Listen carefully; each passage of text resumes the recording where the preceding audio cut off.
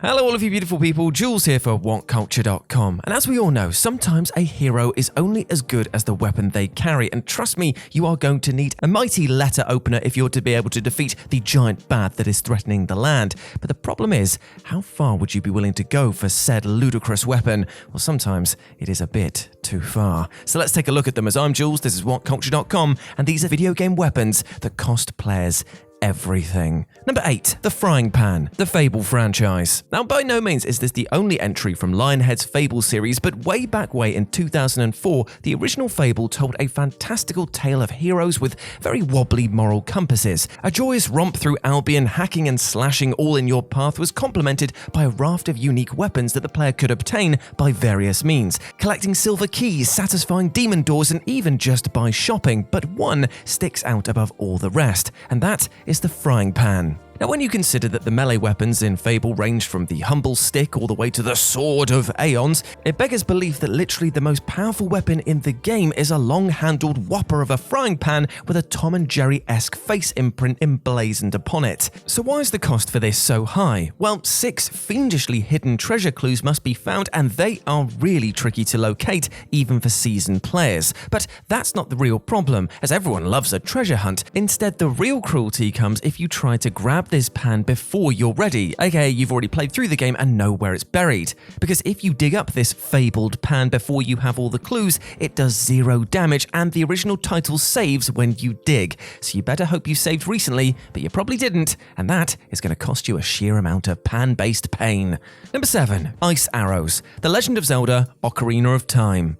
Ocarina of Time is hailed as one of the most perfect games in video game history, but all of the fond memories that players have probably gloss over some of the game's more trolling moments, especially when it came to the ice arrows. Required for absolutely nothing other than simply a couple of boss fights, the ice arrows ask the player to complete the Gerudo training grounds in Gerudo Valley. Not only does this actually cost 10 rupees, how dare you, but it's a very tricky miniature dungeon and seems as though the inspiration was taken from the adventures of one Dr. Jones, thanks to some of the obstacles that appear in Link's path. 9 small keys are needed to obtain the ice arrows, and that's a very large number of keys when compared to any of the proper dungeons in the game, and all for something that players don't actually need. You can get lost, suffer game over screens, and even softlock the game in some versions, and you won't find the Bongo boss battle any easier by freezing his creepy hands in place. Well played, Nintendo. Well played indeed. Number 6, the Phantom Bow, Battlefield 4. Now, Battlefield 4 holds a very impressive 85% rating on Metacritic, and it's easy to see why, and that's because it's not Battlefield 5, obviously. However, for all of BF4's brilliance, there are some aspects of the game that are a little bit on the questionable side, and none are more baffling than unlocking the Phantom Bow, probably the best short to medium range weapon in the game and one of the coolest aesthetically as well. But what is the cost of obtaining such a legendary weapon?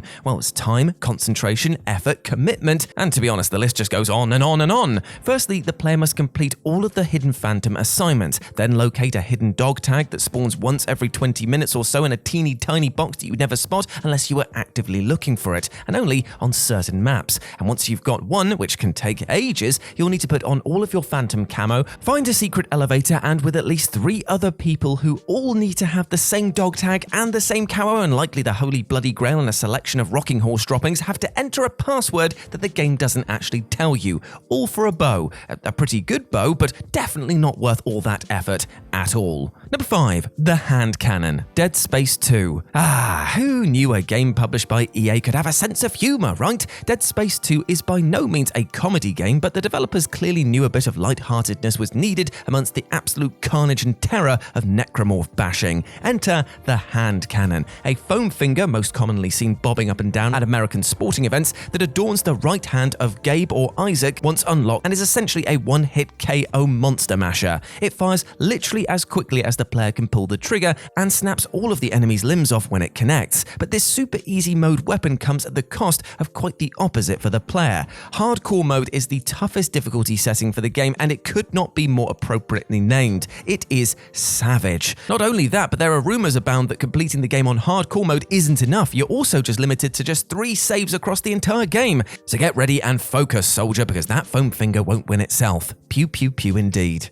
Number 4. Every single weapon. Fable 3. No one can say that they weren't warned that this list was heading back to Albion, so here we are. Fable 3 is easily the least player-friendly entry into the series, as it asks so much of anyone who so much as takes their first steps onto the road of rule. You start out with the blandest hero weapons imaginable, and over time, you begin to acquire enough gold and guild seals to invest in better-looking and stronger weapons, but even the rarest of relic-level weapons aren't the most deadly right away. Because why would they? I mean, that'd be too obvious, right? The challenges set by the weapons themselves might offer some great rewards, such as increased damage, immunity to scarring, and earning gold with every hit, but they are mind-numbingly tedious. Kick 100 chickens, kill 200 hollow men, sleep with 4 people at once, lower your moral standing. These are all genuine examples of things the game asks you to do in order to maximize your weapon's potential. Not only that, but a legendary tier weapon is right under your nose in the sanctuary, but you must earn and then spend 5 million gold before you can access the chest,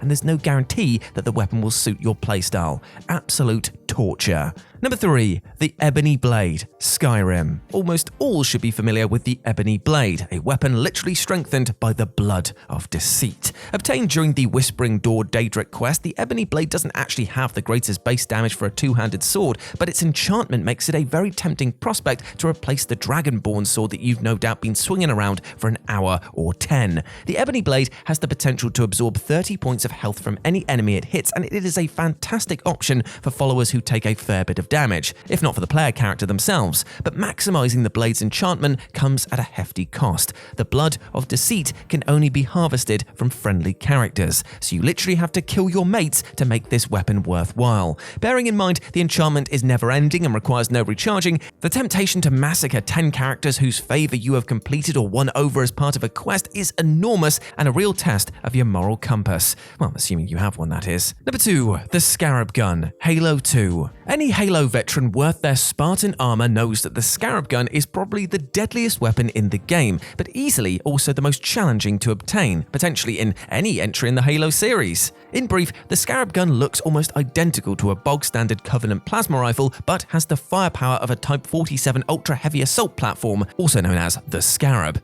Halo 2's opening sequence sees Master Chief battling the Covenant in the Earth city of New Mombasa, and the developers clearly knew this level would become a fan favorite as they stashed the Scarab Gun away on part of that map because they knew players were going to try and glitch their way all up and over this thing. Several methods have been shown to be successful, but the best known route to the prize is to kill all of your allies and glitch a Banshee to be present in the tunnel section of the level. It takes a lot of jigging around to get the Banshee where you want it, even shooting the wings off of it slowly, and you have to clear the tunnel as well without it being destroyed, which is just soul melting, but eventually you might manage this and then it is plain sailing from here. If you get it, you have the most insanely powerful weapon in Halo history. Just be careful not to blow yourself up with it, which you will inevitably do. So that means you've just wasted a couple of hours on what is a suicide mission to collect a suicide weapon. Brilliant. At number 1, the Legatus Pack, Star Citizen. Star Citizen is an absolute behemoth of an MMO game and has been crowdfunded to the tune of roughly $185 million over its 6-year life to date. Now, crowdfunding is a massive part of modern video gaming, with the likes of Patreon enabling players to effectively sponsor others to play and stream their exploits online. So where is the gigantic cost to the player? Surely $185 million is enough for the developers to rest easy on, right?